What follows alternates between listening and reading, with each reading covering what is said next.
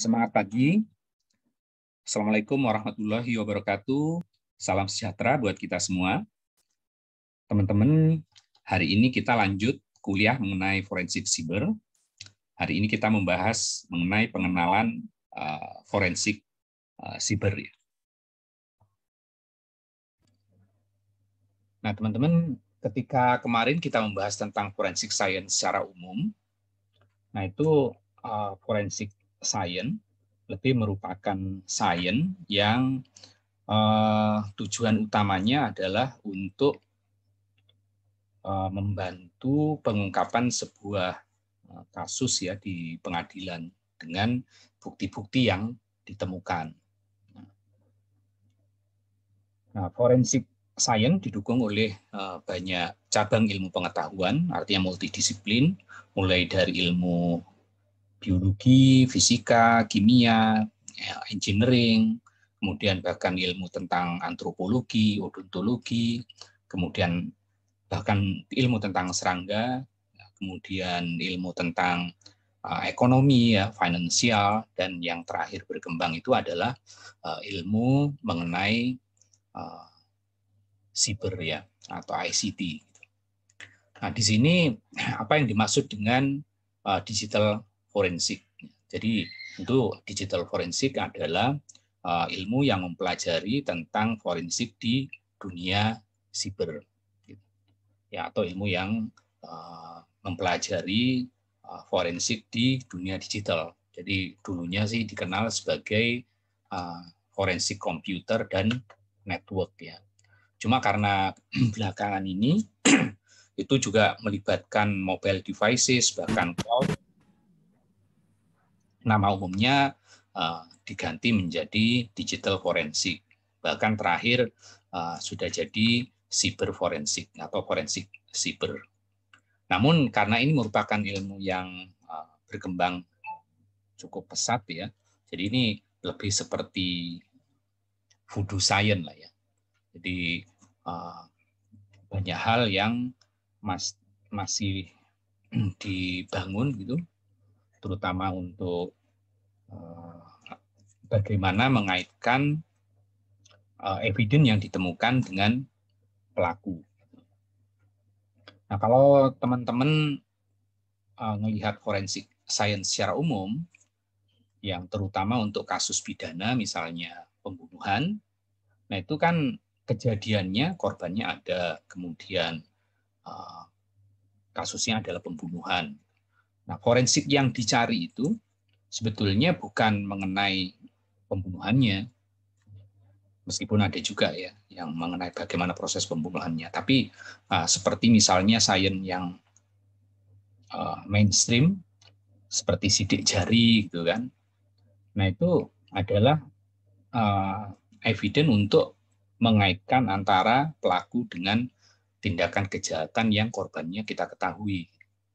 Jadi sidik jari itu kan sebetulnya nggak ada kaitannya sama pembunuhan itu sendiri.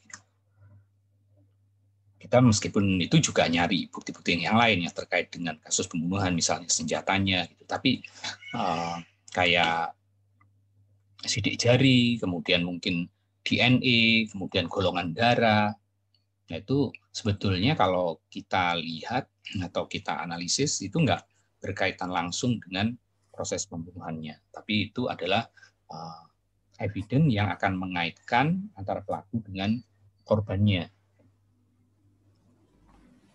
Nah, dalam kasus seperti itu, nah digital forensik itu sama posisinya.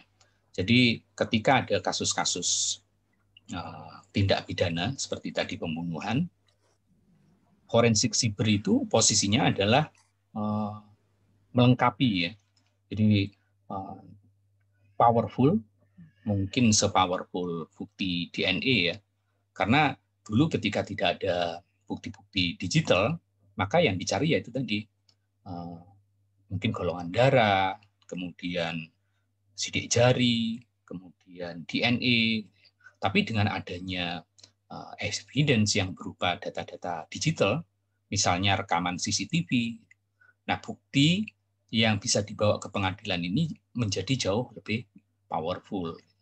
Nah, posisi forensik digital di sini sama dengan ilmu yang sudah berkembang jauh sebelum forensik digital ya, baik itu sidik jari, golongan darah maupun DNA.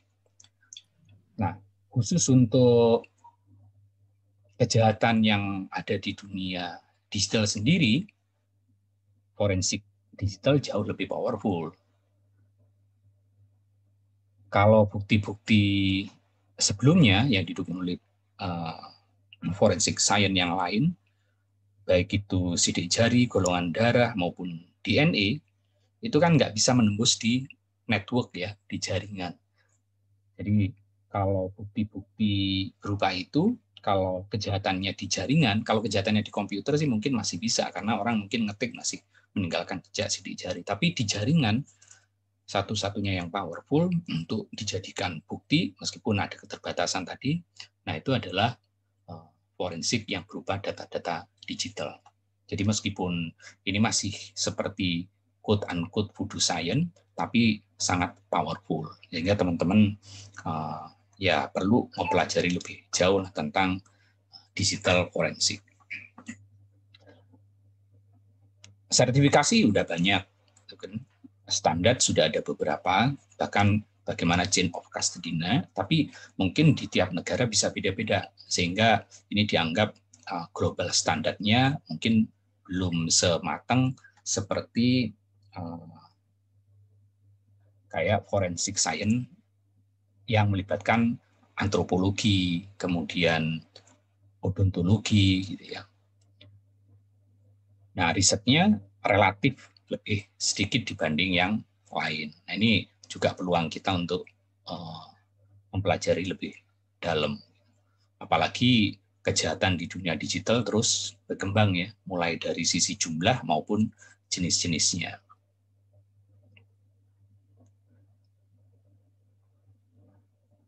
Nah, kemudian umumnya investigasi itu dilakukan setelah insiden terjadi di forensik science yang secara umum. Di digital forensik juga seperti itu. Jadi investigasi itu biasanya dilakukan setelah kejadian terjadi. Tapi keunggulannya di forensik digital, bahkan sebelum kejadian terjadi, itu kalau misalnya seseorang melakukan vulnerability testing, padahal itu kan belum, ya untuk di beberapa negara belum dikategorikan sebagai kejahatan kan, belum real dia melakukan kerusakan. Nah itu sudah bisa dideteksi. Nah sama dengan forensik science yang umum, digital forensik juga bisa menjawab siapa pelaku kejahatan, ya kan? Kemudian apanya, kapan, di mana, mengapa, dan bagaimananya. Nah, berbeda dengan forensik science yang secara umum, yang kemarin kita bahas, di forensik digital, itu justru pengungkapan kasus kejahatan yang real terjadi di dunia digital itu masih bisa dihitung dengan jari. Lebih banyakkan adalah pengungkapan forensik digital untuk membantu pengungkapan kejahatan di dunia natural atau dunia fisik yang ada seperti saat ini. Ya karena posisi evidence digital itu sama posisinya seperti DNA, seperti sidik jari, kemudian seperti golongan darah gitu ya. Tapi ya karena ini melengkapi jadi powerful bukti-bukti yang akan dikumpulkan untuk pengungkapan sebuah tindak kejahatan. Nah, ini adalah beberapa cabang digital forensik ya. Yang pertama adalah komputer forensik. Di sini ada komputer forensik. Kemudian kalau komputer forensik ini lebih bagaimana kita mengumpulkan bukti-bukti digital di komputer ya. Komputer nggak hanya terbatas di komputer tentunya. Komputer, laptop, mungkin PDA masuk di situ. Kemudian di jaringan, karena yang terjadi di jaringan itu interkoneksi antara beberapa device, ini lebih ke proses ketika ditransmit ya. Kalau yang ini adalah ketika di store dan proses. Nah, cuma ada komputer yang lebih spesifik, yang itu digunakan untuk mobile, sehingga kita juga punya mobile device forensik. Dan untuk beberapa tipe, gitu kan, tipe penyimpanan data di mana itu nggak harus di peralatan kita, gitu kan, tapi di perangkat cloud yang mungkin server-servernya dimiliki oleh service provider, sehingga muncul cabang baru yang disebut sebagai cloud forensik. Tapi secara umum ini bisa disebut sebagai digital forensik atau cyber forensik. Komputer forensik ini merupakan cabang digital forensik yang berkembang pertama kali ya, lebih awal. Jadi kita kenal komputer forensik ini sebagai komputer forensik science. Jadi kita nyari bukti-bukti digital di komputer, baik di RAM-nya maupun di storage yang lainnya.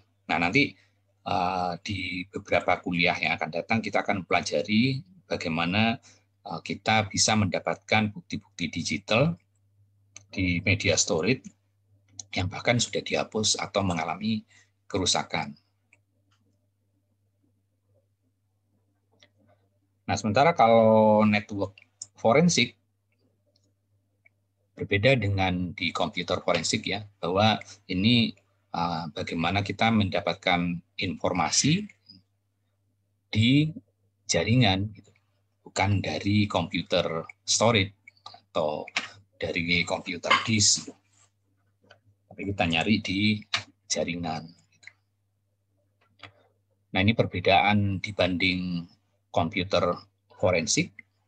Itu biasanya kalau di komputer forensik kan orang-orangnya itu melakukan kejahatan, ya bisa jadi kalau kejahatannya di dunia natural ya, mereka menggunakan komputer, mungkin menggunakan laptop gitu ya.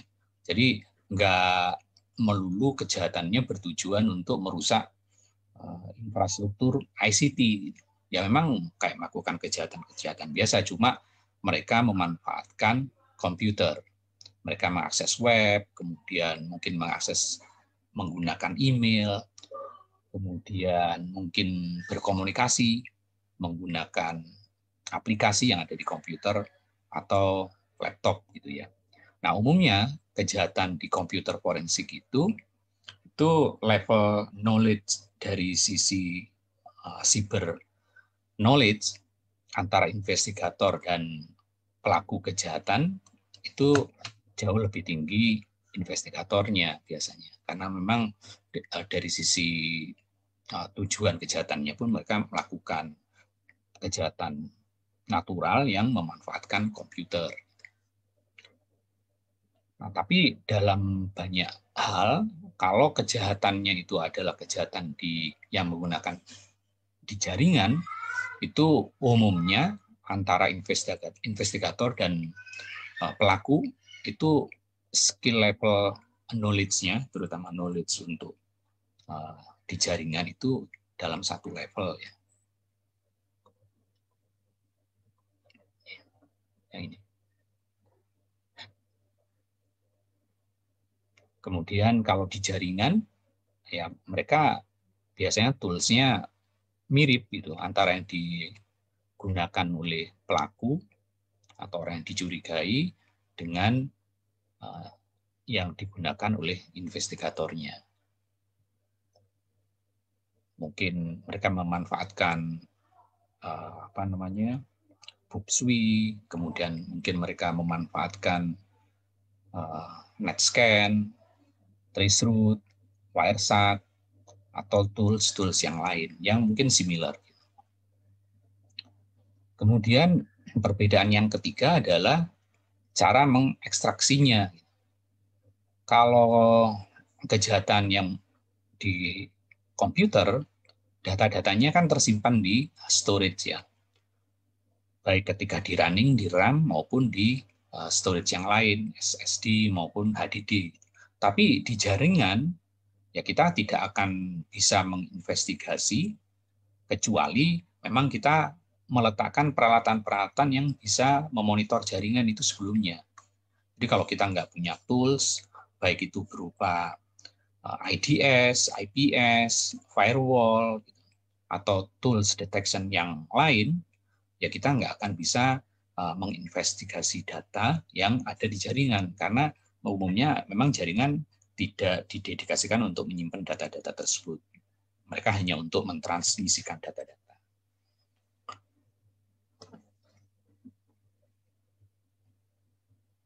Nah, itu di network forensik ada intrusion analysis gitu ya.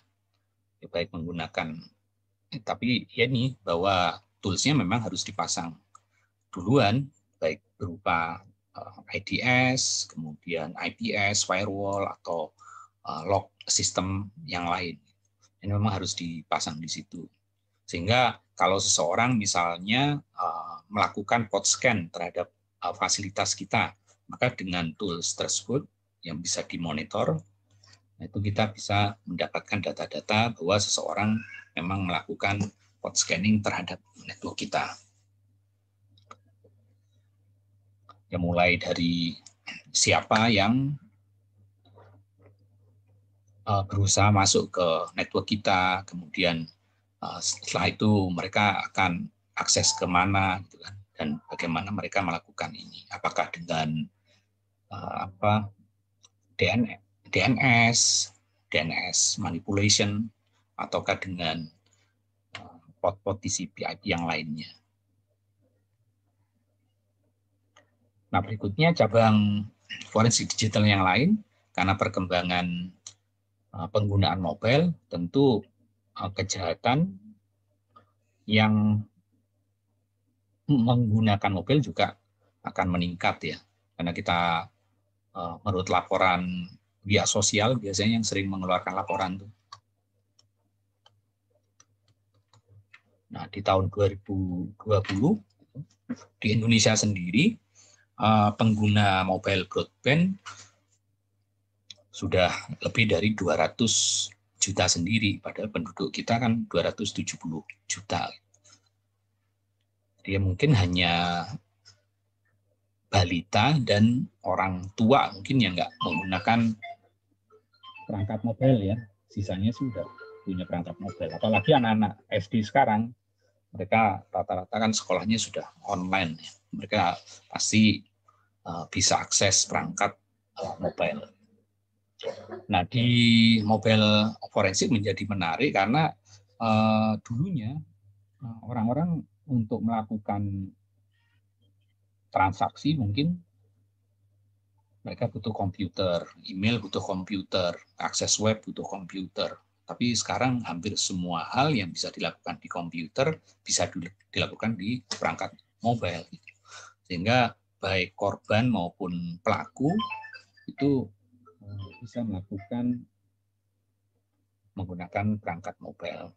Sehingga forensic device atau mobile forensic device itu menjadi berkembang pesat. Nah, berikutnya cabang yang keempat adalah cloud forensik ya. Jadi cloud forensik itu sama sebetulnya dengan digital forensik yang lain, tapi ini adalah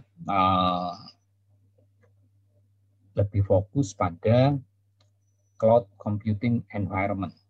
Jadi lebih mungkin servernya, kemudian mungkin aplikasinya, servisnya, dan lain-lain.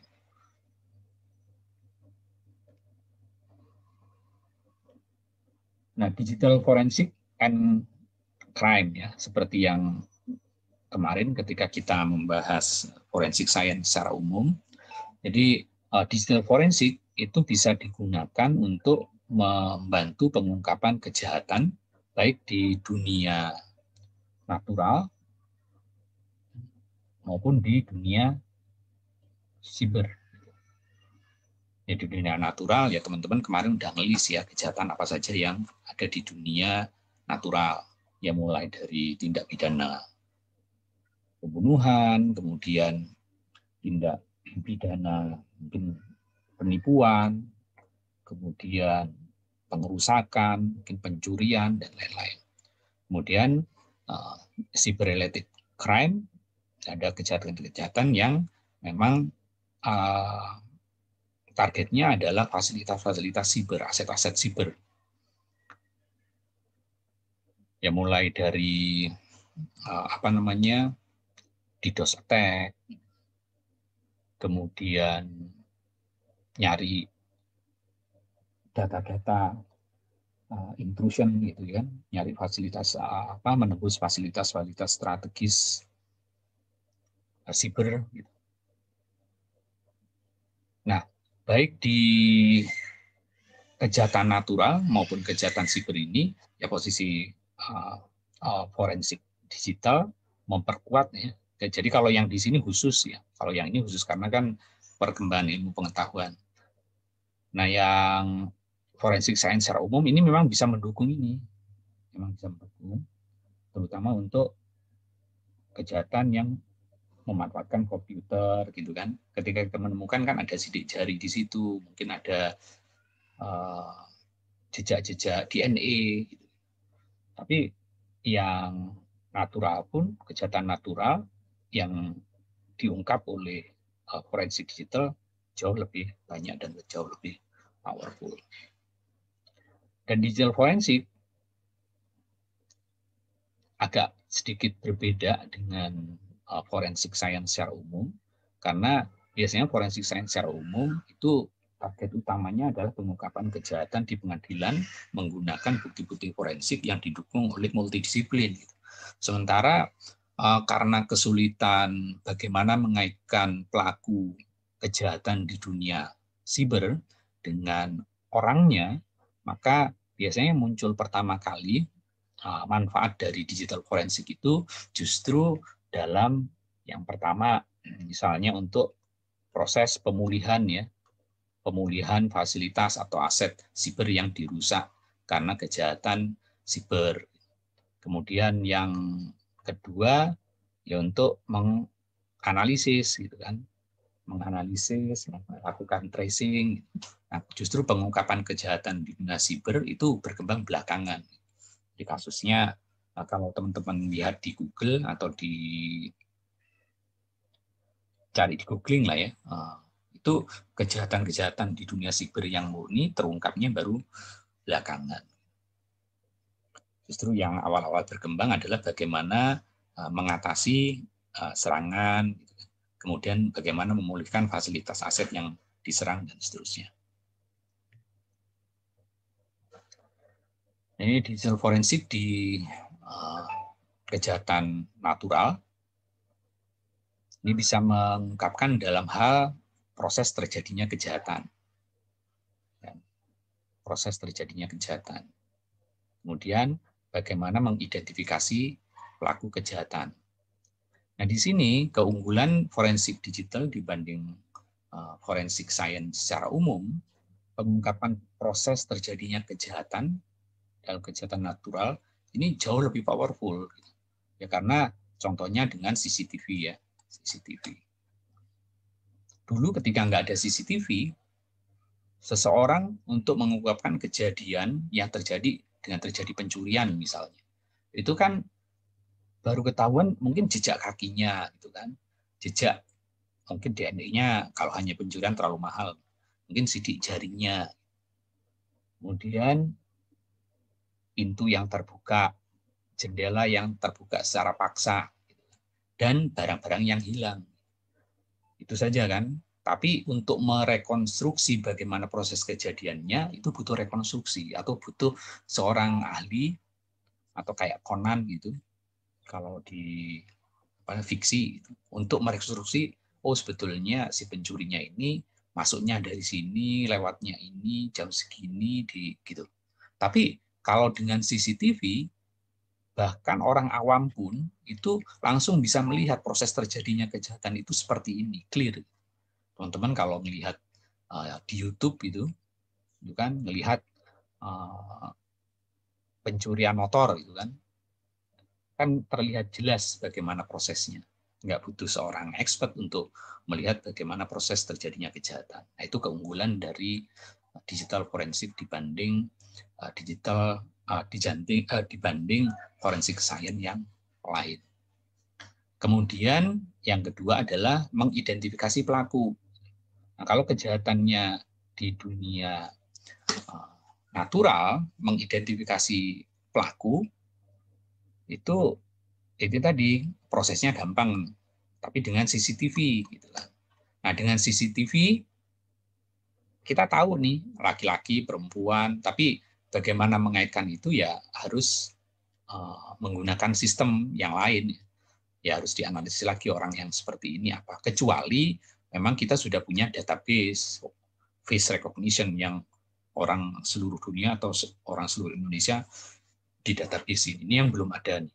Meskipun hampir semua wajah di Indonesia dengan KTP sudah ada, cuma begitu ada kejadian ini masih ada beberapa tahap lah yang harus dilakukan ya.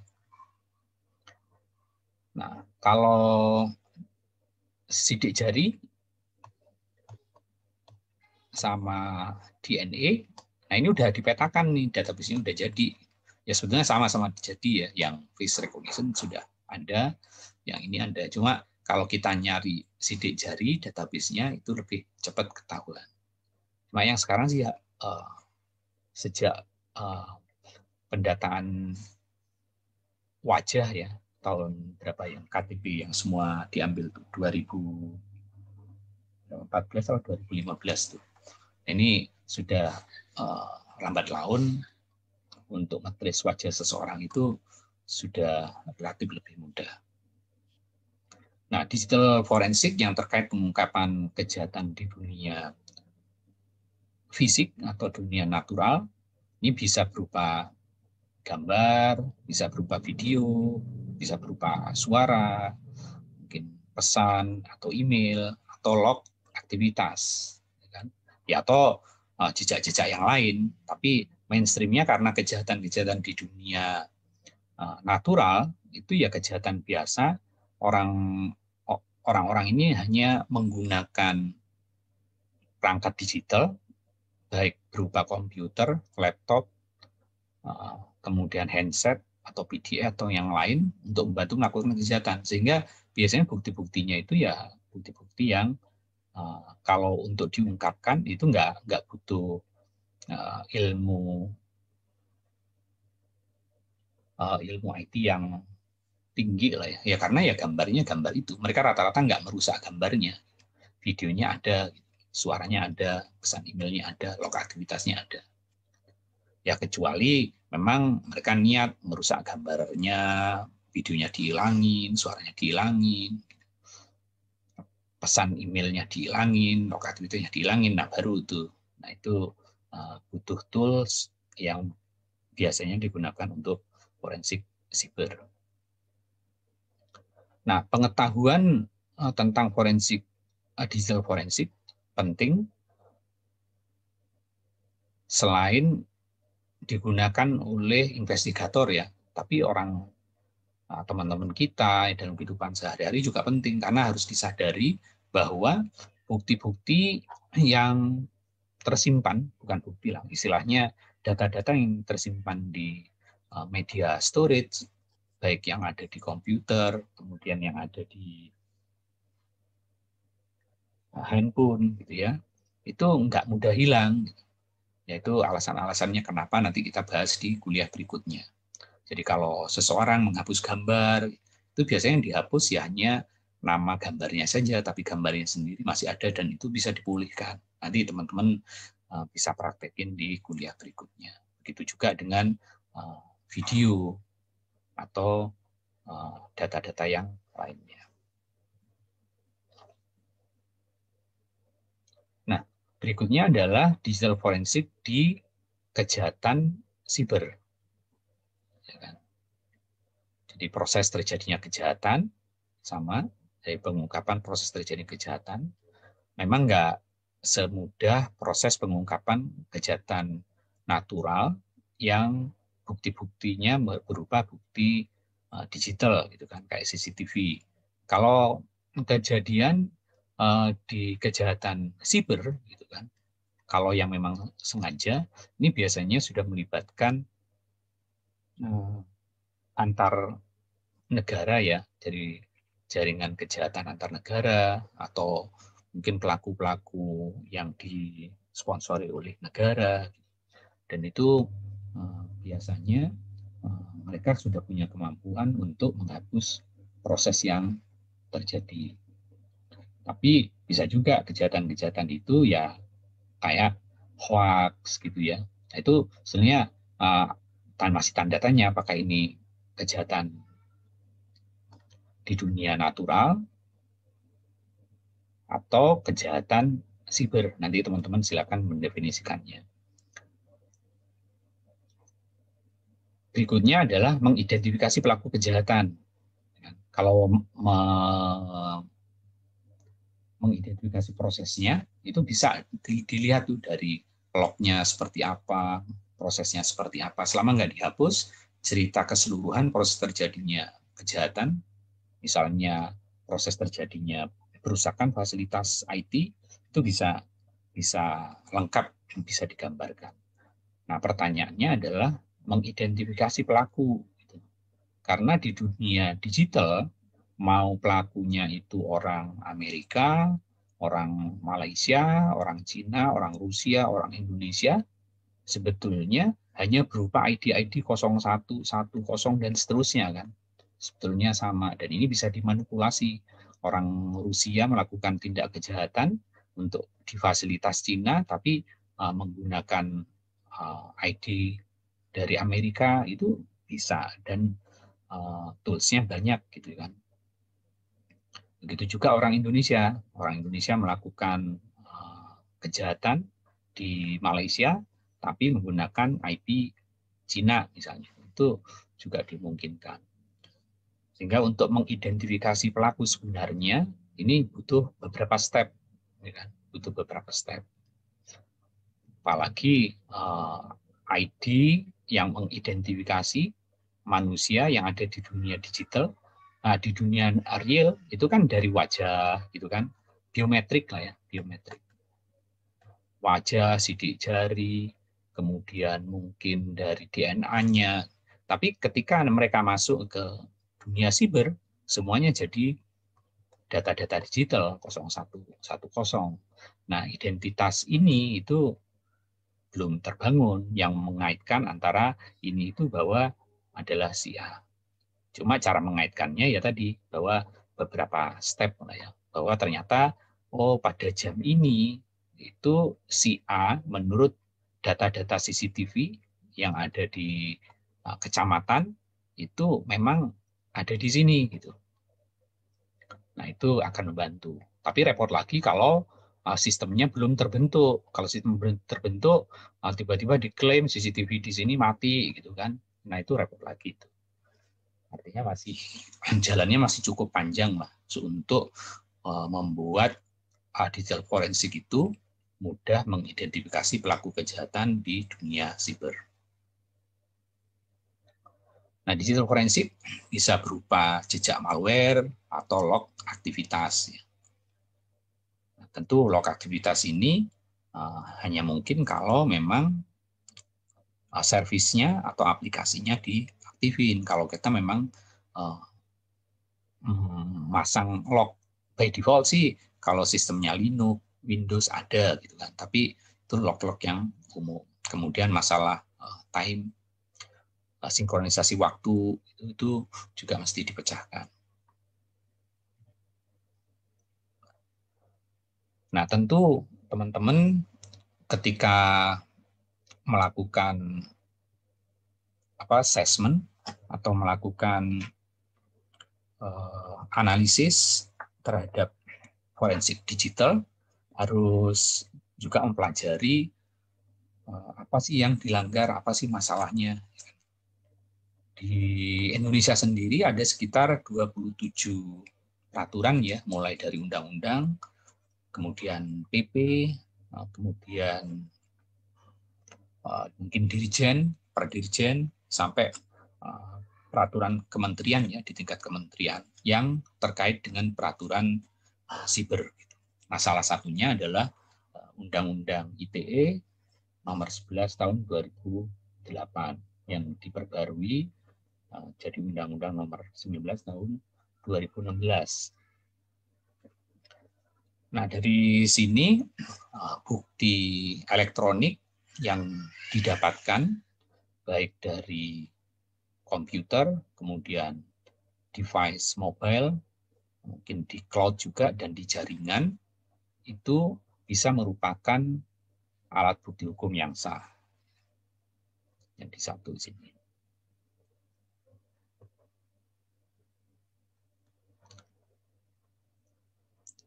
Kemudian alat bukti elektronik ini sama tadi dengan sudah inline ya dengan forensik science secara umum, di mana di situ multidisiplin dan ilmu pengetahuan yang berkembang. Berikutnya akan melengkapi forensik yang ada. Sehingga informasi elektronik yang berupa bukti tadi itu merupakan perluasan dari alat bukti yang sah yang sudah berlaku di hukum acara yang ada di Indonesia, baik untuk pidana maupun perdata. Nah, tapi ada syaratnya bahwa ini sah jika menggunakan sistem elektronik yang sesuai dengan undang-undang. Nah, kemudian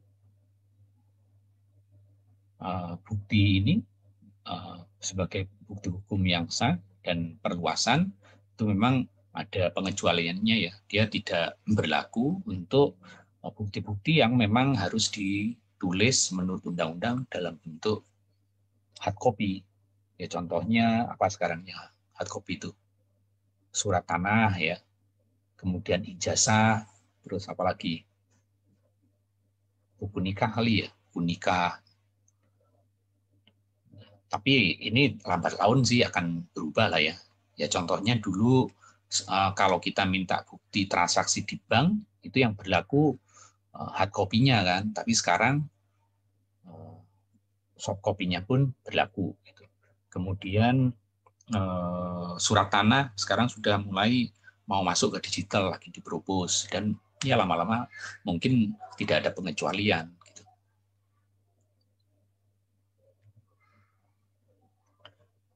Nah, menilik dari Undang-Undang ITE tersebut, ada 3 kelompok besar yang dilarang ya. Artinya kalau kita mau nyari bukti-bukti ya kira-kira bukti-bukti yang menguatkan tindakan ini. Kelompok pertama adalah mengenai konten, ya kan? Kontennya sendiri adalah konten asusila dilarang, konten perjudian dilarang, konten pencemaran nama baik, konten ancaman, konten hoak, dan konten sara. Jadi ketika kejahatan itu kejahatan di dunia siber, ya sebetulnya kadang-kadang kita tidak bisa memisahkan hitam putih antara kejahatan natural dan kejahatan siber. Karena kejahatan asusila itu ya ada juga di dunia natural, di kehidupan kita sehari-hari. Begitu juga dengan perjudian, pencemaran nama baik, ancaman, hoak, dan konten yang mengandung sara. Ya ada di kehidupan sehari-hari juga. Tapi dengan adanya teknologi siber, maka ini kontennya sendiri yang ada disimpan menggunakan aset-aset siber itu bisa jadi perbuatan yang juga dilarang. Jadi mungkin asusilanya udah dilakukan tahun 2000 gitu kan. Tapi kalau penyebarannya di tahun 2021 oleh seseorang, nah seseorangnya itu bisa dikenakan pelanggaran Undang-Undang ITE. Kemudian yang kedua adalah terkait dengan CIA Cyber Security. Berarti CIA itu adalah confidentiality,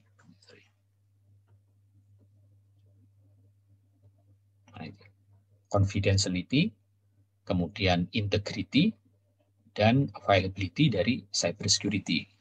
Berarti ini biasanya melibatkan aset-aset cyber.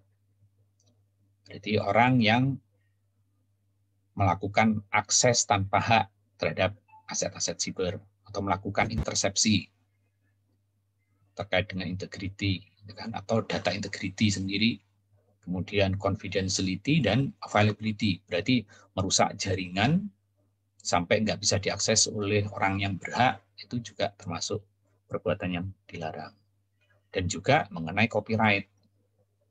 Copyright-nya sih sudah diatur dalam mungkin di dunia natural juga sudah ada gitu kan, tapi terkait di sini berarti konten yang disimpan berupa nyanyian ditaruh di ini diambil orang gitu kan.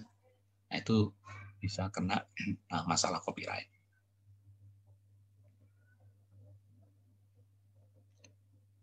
Nah, biasanya terkait forensik digital, ini ada beberapa tipe investigasi ya. Itu tadi kalau teman-teman melihat yang terkait dengan forensik digital, biasanya yang sampai ke pengadilan itu ya kalau case-nya adalah kejahatan siber ya, itu nggak banyak. Ya karena agak sulit memang mengaitkan antara pelaku dengan tindakan kejahatan sibernya. Tapi kalau dengan tindakan kejahatan naturalnya masih mudah gitu. Sehingga biasanya tipe investigasi yang banyak dilakukan adalah untuk ya mungkin ini supaya kalau ada kejadian si aset-aset siber ini bisa beroperasi ke semula. Yang biasanya ini sih target utamanya. Jadi kalau ada kerusakan ini website, kemudian mungkin email sistem mati tiba-tiba, kemudian ada gangguan karena virus gitu kan. Nah, itu tujuan utamanya biasa membalikin ini. Termasuk ransomware. Jadi ada fasilitas komputer perusahaan rumah sakit misalnya yang kena ransomware, itu biasanya jarang pihak rumah sakit menuntut pelakunya ya, karena nyari pelakunya aja susah gitu kan. Biasanya mereka fokusnya gimana caranya sistem ICT mereka, sistem IT itu balik ke semula gitu. Mereka kadang-kadang udah nggak peduli si pelakunya di mana kena dituntut apa, itu biasanya nggak diurus lagi karena memang masih panjang jalannya. Untuk sistem kita itu teman-teman mungkin bisa kontribusi banyak di situ. Nah, berikutnya adalah tentang internal investigation ya. Internal investigation ya biasanya ingin menjaga agar aset-aset ICT yang ada di sebuah institusi itu digunakan seoptimal mungkin. Jadi jangan sampai aset-asetnya itu hanya dipakai untuk download video-video gitu kan.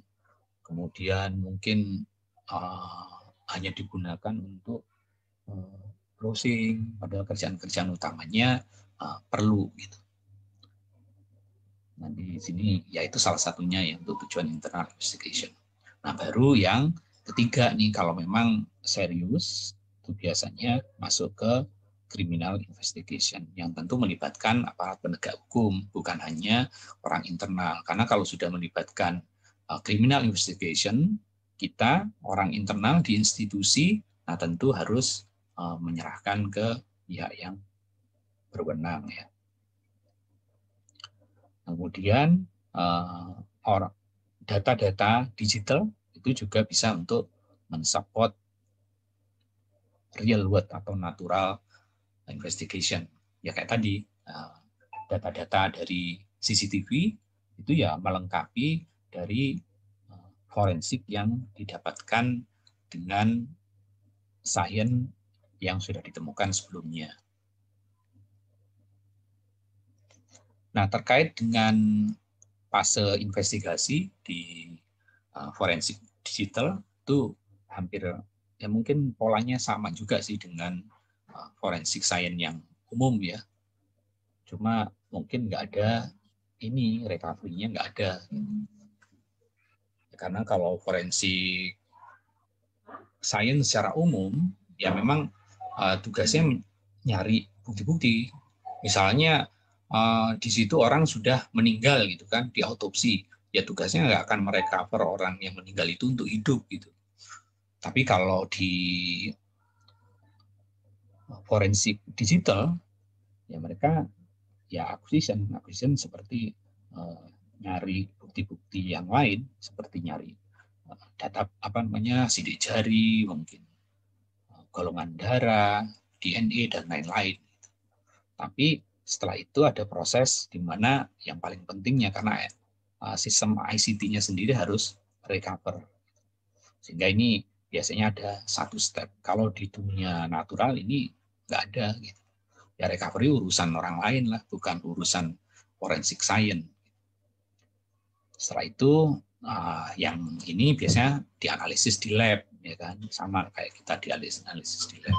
Tapi kalau untuk tujuan internal bisa aja dianalisis di fasilitas yang dimiliki oleh perusahaan.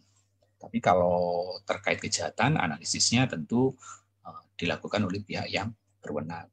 Setelah itu presentation. Presentation adalah menyampaikan bukti-bukti yang sudah dianalisis ini untuk didengar oleh stakeholder yang lain, ya terutama bisa juri atau hakim atau pihak yang berwenang lainnya. Nah, di akuisisi tahap yang perlu dijaga sama dengan akuisisi forensik natural lainnya, yaitu chain of custody-nya harus dijaga integritasnya. Jadi oleh siapa, jamnya di mana, foto-fotonya seperti apa, pengambilannya di mana, itu harus diisi dan formnya harus diisi. Jadi ya kalau bisa emang sama dengan dunia real, meskipun ini kejahatan ICT misalnya, tetap aja dipagerin polisi kan, polisi lain ya, supaya si tempat kejadian, mungkin kejadiannya nggak di sini kan, kejadiannya mungkin di network sini, tapi alat-alatnya bisa ini kan, yang ini juga harus diamanin ya, supaya at least scan, virtual scan maupun scan part fisikalnya termaintain. Jadi investigator kita itu mesti menjaga sedetail mungkin apa-apa yang sudah dilakukan. Nah, kemudian kadang-kadang dalam kejadian gangguan yang melibatkan aset siber, baik itu di sisi confidentiality-nya atau integrity-nya atau availability-nya, bisa jadi itu bukan merupakan kejahatan, ya kan? Bisa jadi itu gangguan ya mungkin karena gangguan listrik, atau orang nggak sengaja nyolok, atau orang nggak lupa password-nya, gitu kan? Atau yang penyebab lainnya. Nah, kita harus memastikan bahwa memang itu merupakan insiden yang memang terjadi, dan insidennya ini memang bukan karena nggak sengaja atau sebab listrik mati dan lain-lain.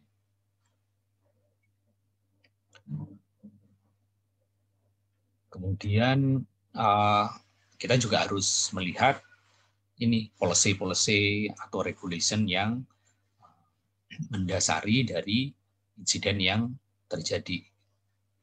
Kemudian kalau memang ini melibatkan, dicurigai sebagai sebuah kejahatan, misalnya trafficking, kemudian perdagangan manusia, ya trafficking, ya perdagangan manusia, atau drug itu yang melibatkan ICT. Nah, kalau kita mau menginvestigasi lebih lanjut, apakah butuh ini surat penggeledahan atau yang lainnya. Nah, kalau memang perlu, ya ini memang harus dicarikan. Kalau enggak, ya ini dianggap melanggar misalnya privacy, dan itu usaha yang lainnya bisa sia-sia karena bagi penjahatnya itu jadi punya waktu ya untuk menghapus jejak yang ada. Nah, biasanya ketika kita mengumpulkan bukti-bukti digital, itu nanti di proses-proses berikutnya harus dimulai dari yang paling gampang hilang duluan. Dari gampang yang paling hilang duluan itu biasanya volatility. Nah, volatility itu misalnya kita harus ambil yang running proses dulu, karena ini yang paling mudah hilang. Mungkin open socket untuk yang kejahatan melibatkan jaringan, berikutnya di memori, dan terakhir ya storage media. Karena kenapa storage media terakhir? Karena sistemnya mati pun storage media masih ada. Nah, kemudian at least harus membuat 1:1. Jadi evidence digital yang ada harus di-copy, dan kerjanya itu harus di kopinya, karena yang aslinya biasanya disimpan di tempat yang aman. Nah, berikutnya khusus untuk kejahatan di dunia siber tidak terjadi di kejahatan dunia real ya. Bedanya di sini nih, proses akuisisi evidence di dunia real untuk kejahatan real biasanya recovery itu nggak ada. Dari recovery itu ya urusan sistem yang lain. Jadi kalau misalnya ada kejahatan pembakaran rumah, ya forensik science nggak ngurusin memulihkan rumahnya. Atau terjadi pembunuhan, forensik science tidak berfokus untuk menyembuhkan orang atau membuat orang yang sudah meninggal hidup atau orang yang terluka hidup, karena itu jadi urusan yang lain. Jadi kalau melibatkan manusia ya jadi dokter, oleh dokter. Kalau untuk bangunan ya paling orang sipil atau yang lain gitu. Tapi untuk di ICT biasanya recovery ini menjadi bagian yang integral. Ya, karena itu tadi ya mungkin histori permulaannya berbeda gitu kan. Ya kalau nggak ada proses recovery ya susah untuk nyari ini, karena beda kan. Paling susahnya justru nyari mengaitkan antara evidence dengan pelakunya. Nah kalau itu yang dikejar ya recovery-nya oleh siapa gitu kan. Sehingga di sini utamanya justru ini jadi mainstream ya. Jadi begitu ada gangguan melibatkan confidentiality, integrity, dan availability di aset-aset siber, itu biasanya fokus utamanya adalah memulihkan ini. Tapi akuisisinya sudah harus dilakukan dulu ya untuk bukti-bukti kalau memang diperlukan. Dan ya evidence-nya dikumpulin, kemudian kerja di kopinya, kemudian baru menyelesaikan gangguannya. Kalau memang virus ya dihilangin virusnya. Kalau kena ransomware, sistemnya dihapus semua, kemudian diganti backup dan seterusnya. Nanti teman-teman juga perlu mempelajari file system ya, karena di file system ini bagaimana data-data digital itu mungkin disimpan baik secara sengaja atau tidak sengaja oleh pelaku ya, oleh pelaku. Nah, nanti kita belajar tentang file dan directory, baik itu di Windows maupun di Linux.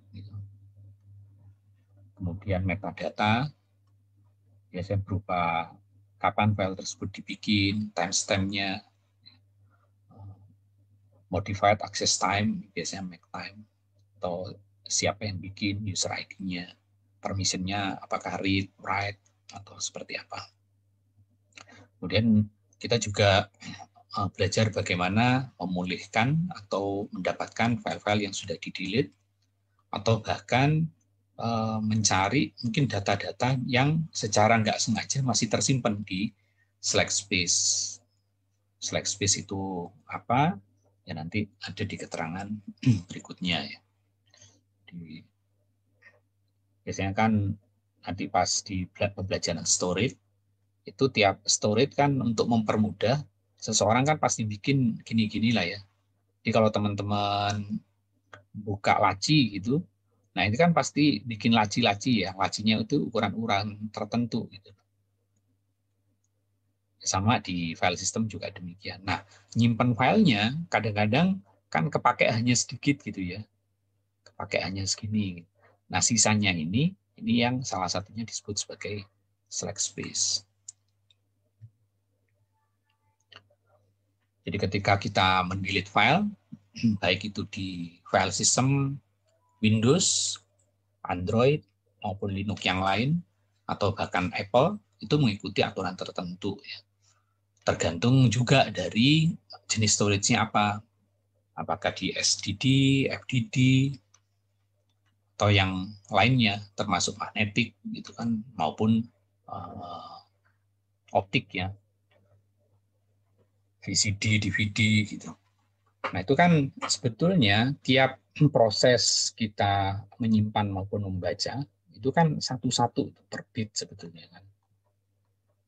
Baik itu 0 maupun 1 atau 0 itu kan harus dibaca satu-satu. Dan ini time consuming. Apalagi kalau hadisnya masih lama. Makanya file system itu biasanya yang dihapus memang hanya namanya dari ini. Jadi beratnya hanya catatannya yang dihapus. Jadi catatan sementara kalau mau menghapus satu-satu ini itu kan take time. Padahal mungkin ini hanya gambar biasa kan. Gambar yang ukurannya katakan 5 megabyte gitu. Cuma kalau ini dihapus satu kan jadi lambat kan, performance komputer akan turun. Sehingga biasanya mereka hanya catatannya. Karena ini bisa jadi salah satu ini forensik, bukti forensik nanti. Karena meskipun ini dihapus, jejak bahwa masih ada file ini itu masih bisa diambil. Pun kalau ini sudah dialokasikan ulang, mungkin ketulisnya baru separuh, gitu kan. Baru separuh, ternyata separuhnya ini masih berupa informasi penting, itu juga bisa. Dan itu pintu untuk merekonstruksi baik file secara keseluruhan maupun dari part file. Ini slack space yang kita bicarakan tadi. Jadi ini bisa berupa blok yang tidak dialokasikan, atau bisa berupa unused space, atau memang unused space di file data structure. Tapi umumnya ya tadi tiap file system di storage itu kayak bikin laci-laci gitu lah ya, ukurannya tertentu, baik 4K, mungkin sampai 500K, tergantung besarnya, tergantung file sistemnya. Nah, penggunaannya itu ya sekali satu file itu bisa menduduki satu atau lebih, tapi minimal satu. Sehingga kalau ukuran filenya kecil, nah ini adalah select file. Atau pas ini pernah digunakan untuk nyimpan file sebelumnya, gitu kan.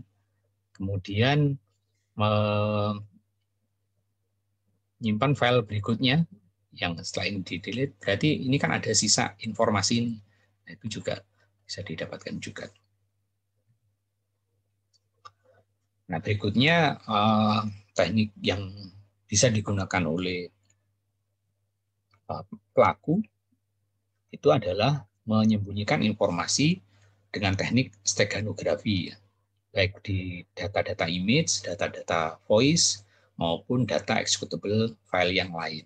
Nah, steganografi ini bukan hanya digunakan untuk penyimpanan data-data yang biasa, tapi juga untuk menyimpan virus atau malware yang lain, sehingga ketika di-deliver, ini numpang aja di mungkin berupa file PDF, di image, atau di tempat-tempat yang lain. Namun setelah disatukan, ini bisa di-reassemble menjadi virus yang bisa dijalankan di komputer korban.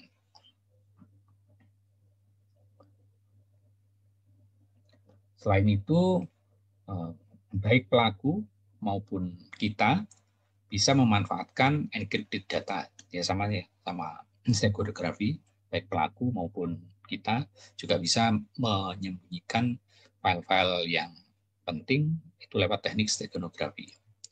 Di encrypted data juga demikian.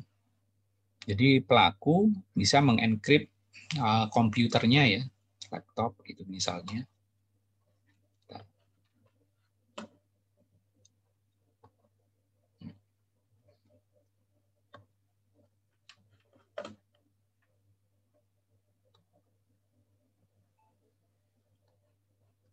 Jadi bisa mengenkrip seluruh file di laptop ini menggunakan BitLocker salah satunya ya, BitLocker.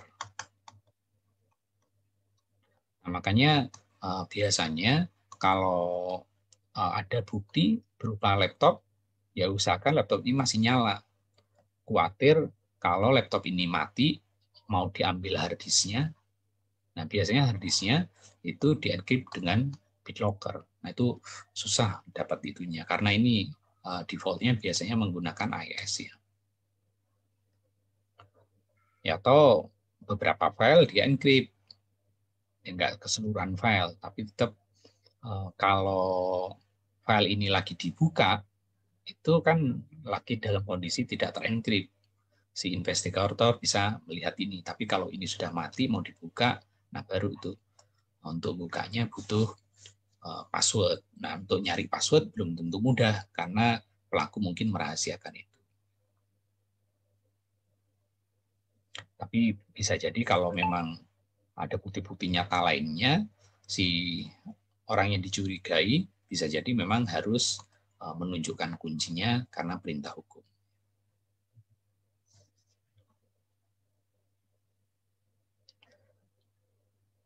Nah, kadang-kadang dalam recovery sebuah bukti-bukti digital, kalau sudah terenkrip kan kadang-kadang susah ya. Nah, itu bisa jadi clue yang menunjukkan bahwa ini bisa jadi merupakan bukti yang berharga ya.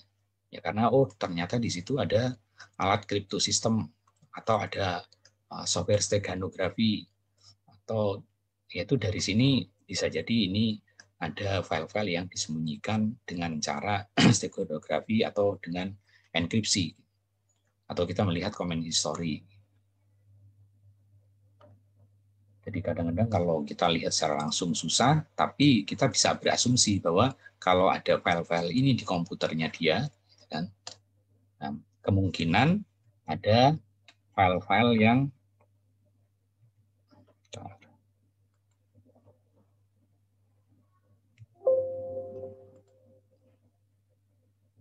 mungkin ada file-file yang dienkrip maupun disembunyikan dengan teknik steganografi.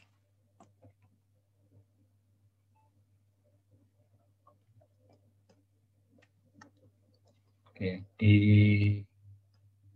untuk mencari forensik digital juga bisa dengan file-file residu ya. File-file yang sudah pernah dihapus atau ya memang di cache gitu kan, baik di perangkat mobile, komputer.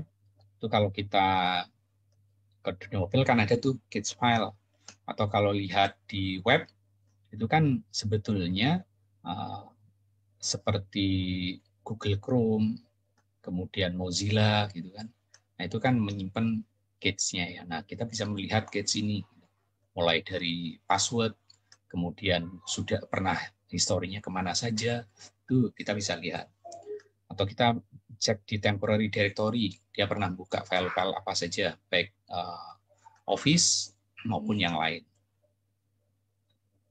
Atau ini kita bisa melihat ciri data block yang dipindahkan, itu juga bisa dilihat. Maupun kita bisa ngecek memorinya dengan tools tertentu, bisa dengan HXD atau dengan tools yang lain ya, autopsi atau yang lain.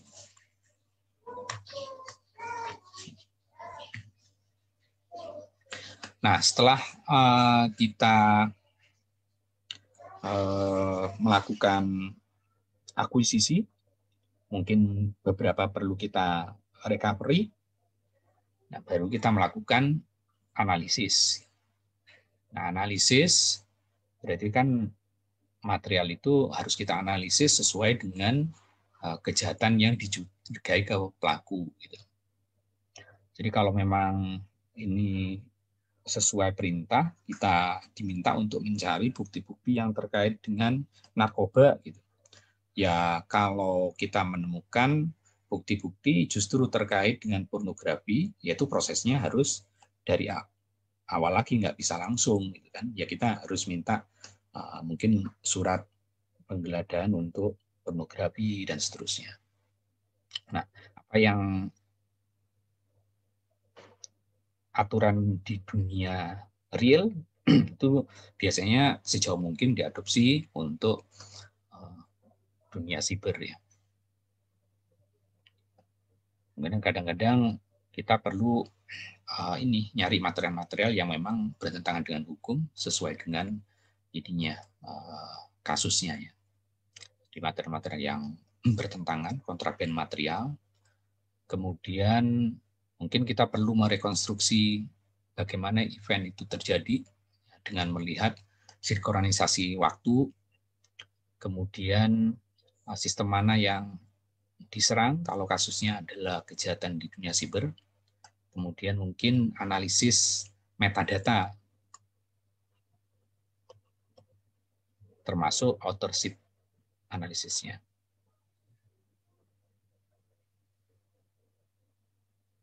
Kemudian nyari spesifik file. Ya biasanya kalau gambar ya terkait dengan pornografi ya cari gambar-gambar ya terkait pornografi, JPG-nya kayak atau PNG-nya, GIF dan lain-lain. Tapi kadang-kadang ini kan disembunyikan file-file JPG, kemudian PNG, GIF dan lain-lain, ekstensinya mungkin sudah diganti ke TXT. Nah dari sini biasanya kita nyari header-nya yang terkait dengan file-file ini. Biasanya dengan tools kayak Autopsy atau ProGit Discover itu bisa. Atau bahkan dengan tool HXD juga bisa, cuma kita mesti manual ya nyari header tertentu yang terkait dengan JPG. Kemudian kalau terkait dengan kejahatan pornografi, trafficking atau bahkan copyright gitu. Ya berarti kan kita harus nyari memang mana sih file-file yang ilegal. Apakah mungkin ada musik yang bajakan, movie bajakan, kemudian gambar-gambar desain bajakan, dan lain-lain.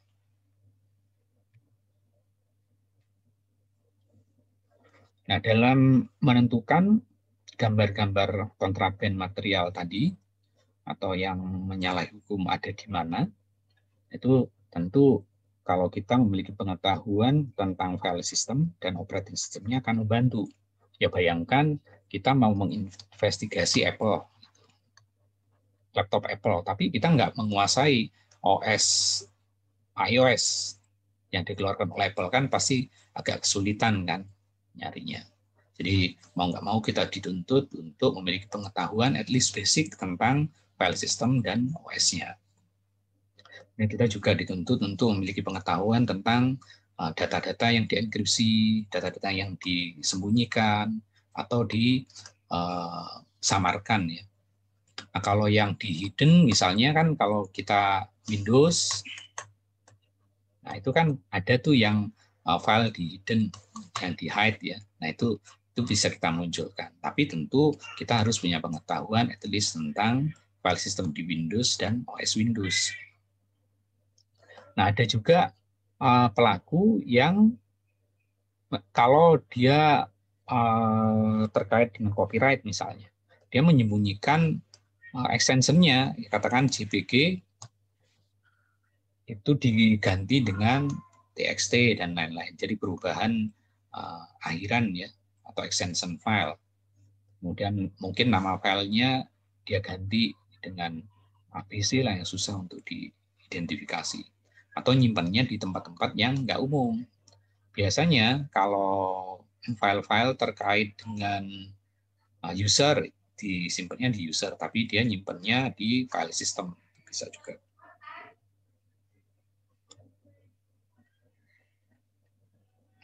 Kemudian kita juga perlu merekonstruksi kejadian ya.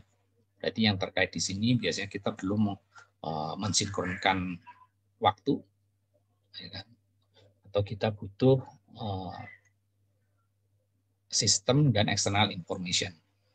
Mungkin kita butuh log file, kemudian file timestamp, kemudian informasi-informasi yang didapatkan dari firewall atau IDS information. Nah, time isu waktu juga menjadi isu karena ini kan melibatkan kejadian mungkin di jaringan ya, bukan hanya di komputer kita, sehingga cara mencari kehubungan antara satu kejadian dengan satu kejadian lainnya itu hanya mungkin ditarik dari log file yang tersebar. Nah, tentu waktu yang presisi yang tersinkronkan menjadi penting. Cuma umumnya memang dewasa ini hampir semua komputer ya, bukan hanya komputer, mobil device itu biasanya tersinkronkan ke waktu penyelenggara, biasanya operator atau di aplikasi tertentu. Tapi kalau misalnya itu enggak, ya berarti granularity time itu bisa menjadi isu. Kemudian waktu bisa berbeda, atau bahkan kalau di jaringan, waktu itu bisa bergeser ya, bergeser dikit, clock drifting. Kemudian emailnya dikirim jam berapa, tapi ini waktu WIB, WITA, atau waktu bagian Indonesia Tengah, atau waktu Hong Kong, atau waktu 0, dan lain-lain itu juga perlu dikonsider. Jadi kadang-kadang kita mencari file itu seperti mencari jarum di tumpukan jerami. Maka kadang-kadang kerjaan forensik digital itu ya sama dengan kerjaan forensik science secara umum, karena memang ya berlakunya sama. Jadi ada sebuah scan tertentu tempat kejadian, kebetulan di forensik digital kejadiannya itu bisa dalam domain yang lebih luas kan, karena domain cyber fisikalnya bisa di sini, bisa di sini, bisa di cloud, bisa di mana-mana. Sehingga kesulitan yang ada di forensik science pun terjadi juga di forensik cyber.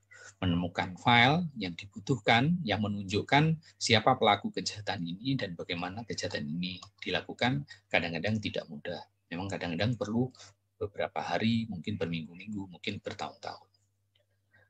Nah, tapi kalau misalnya ini diperlukan, maka tadi salah satunya adalah bagaimana merekonstruksi event dan menemukan file-file yang kira-kira related ke kejahatan yang sedang diinvestigasi, termasuk bagaimana mencari modified access time yang untuk disinkronkan ke log file.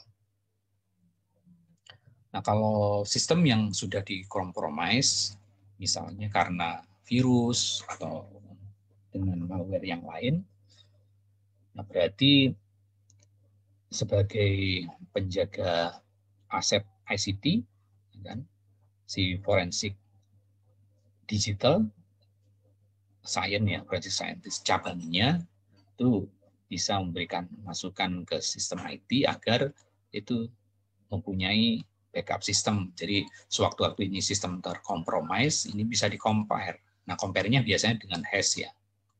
Jadi kalau hash-nya udah berubah itu untuk state tertentu, nah bisa jadi ini sudah terkompromis. Tapi di teknik ini ya mesti dibantu dengan backup sistem yang baik. Kemudian mungkin kalau melibatkan Trojan atau yang lain-lain, ini ya harus dicari ciri-ciri Trojannya seperti apa. Apakah ketika komputer nggak terkonek ke jaringan, ada nggak aktivitas pengiriman data? Gitu. Nah, itu ciri-ciri kalau komputer kita sudah kena malware. Ya.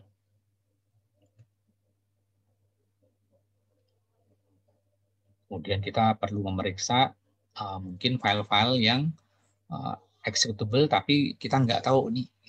Biasanya ngeceknya itu di file yang di-install, di list file-file yang terinstall ya.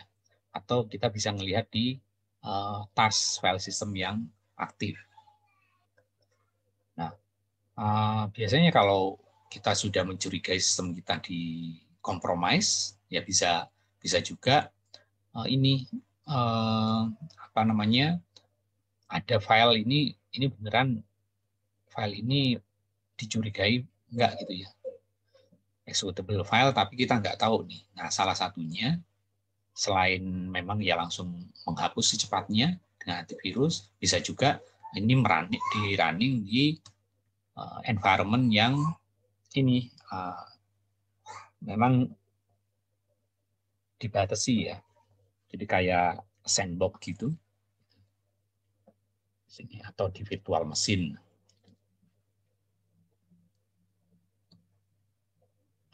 Kemudian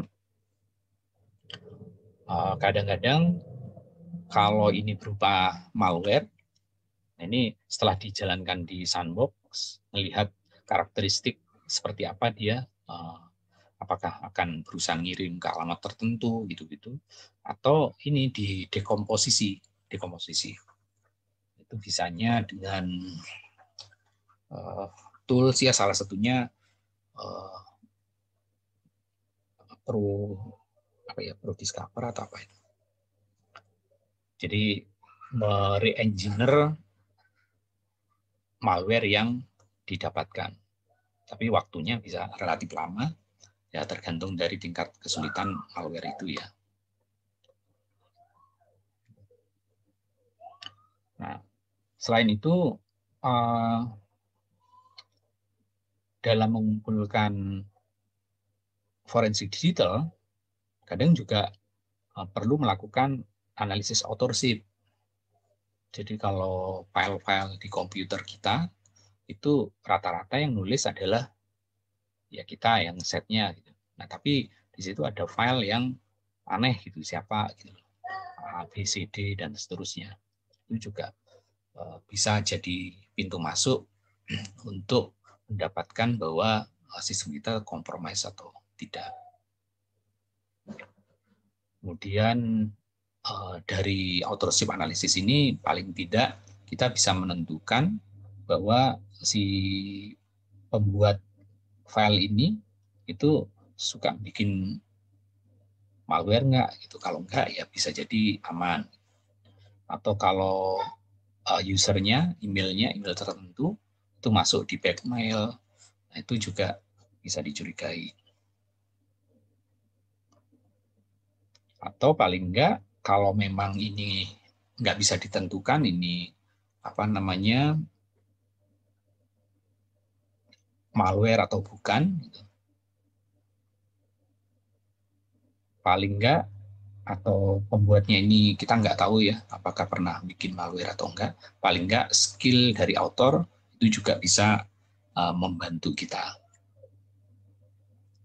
Nah, berikutnya dalam proses pengumpulan data-data forensik digital adalah bagaimana kita menyampaikan hasil analisis ini kepada stakeholder kan, ya, sama dengan forensik science yang umum. Jadi bisa jadi kita perlu mempresentasikan ini di pengadilan, ya kan? Pengadilan. Jadi karena pendengarnya itu bisa orang awam kalau dia juri, atau mungkin orang yang berlatar belakang hukum tapi knowledge teknologinya nggak dalam gitu kan, sehingga kita perlu menyesuaikan. Jadi bagaimana mempresentasikan hasil analisis itu dalam bahasa yang bisa dimengerti dengan mudah oleh stakeholder yang ada di pengadilan, baik berupa juri maupun oleh hakim. Atau kalau memang untuk tujuan internal ya bagaimana ini bisa dipahami oleh mungkin C-level ya, atau CEO, atau oleh Chief Information Officer. Jadi tantangannya adalah bagaimana bisa mempresentasikan material yang ditemukan itu sesimpel mungkin ya, sehingga mudah dimengerti. Nah, terkait dengan itu tentu kita nggak bisa tanpa adanya tools ya. Nah, tools itu ada yang berbayar, kemudian ada yang open source. Nah, nanti di beberapa kuliah berikutnya nanti kita akan pelajari terutama yang open source ya. Jadi misalkan untuk acquisition komputer ada DD, ada BDD, kemudian ada tools yang lain, kemudian ada SafeBack, kemudian untuk recovery mungkin ada Encase, kemudian ada SleuthKit. Nah, untuk analisisnya ada beberapa termasuk ya kemampuan manual. Cara presentasinya ya ada PPT, tapi kemampuan ininya lebih ke skill masing-masing.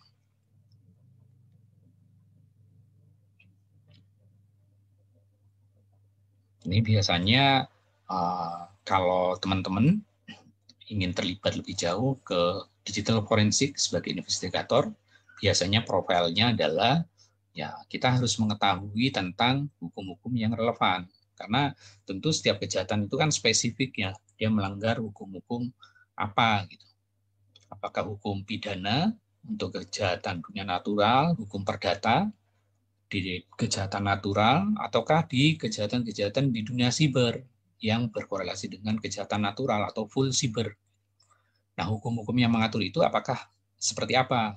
Tentu kita harus menjunjung tinggi di mana bumi dipijak, di situ langit dijunjung kan? Karena di tiap negara mungkin hukum-hukumnya yang berlaku berbeda. Nah, kalau di Indonesia nanti di case ya, mungkin di tugas lah nanti sebelum pembahasan untuk diskusi minggu depan, itu ada sekitar 20-an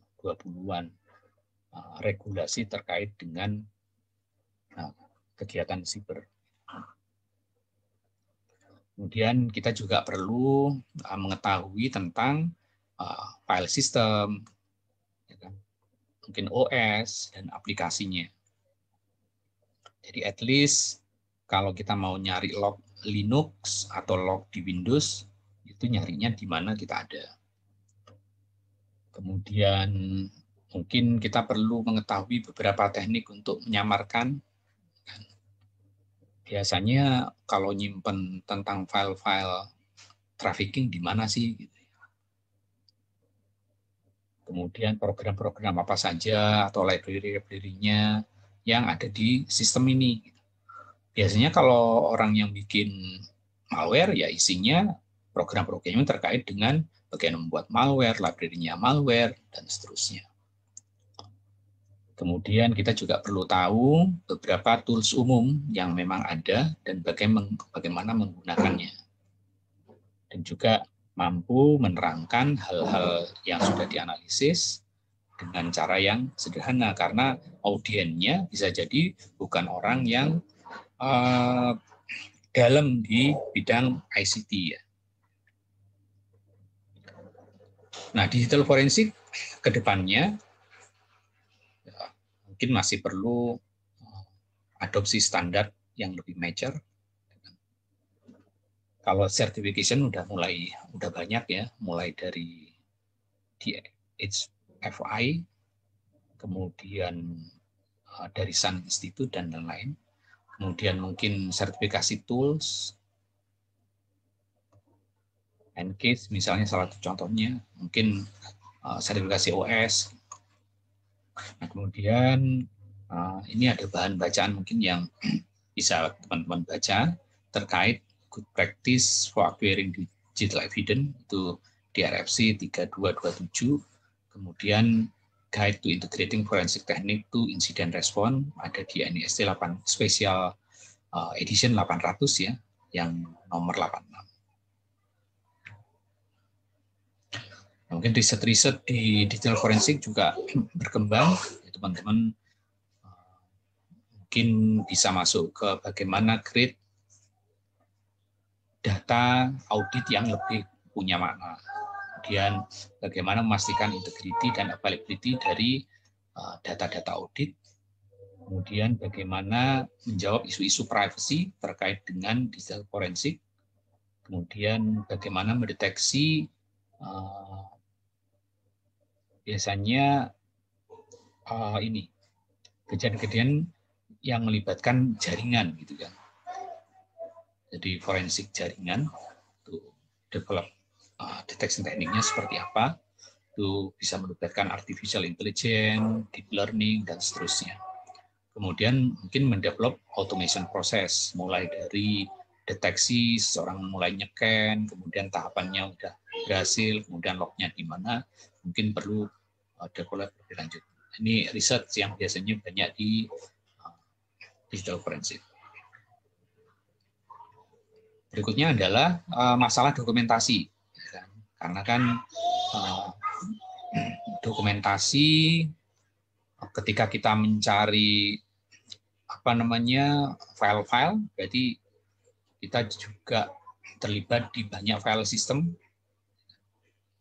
Terkait dengan masalah documentation itu ada sekitar 50 file system, ya termasuk di Windows itu ada NTFS ya, ada NTFS, ada extension XT dan seterusnya.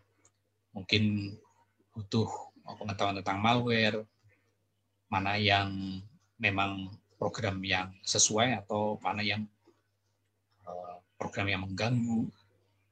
Kemudian database, pengetahuan tentang database, bagaimana mengaksesnya, bagaimana ciri-ciri yang sudah terganggu, mungkin perlu pengetahuan OS, versinya, patch level, dan seterusnya.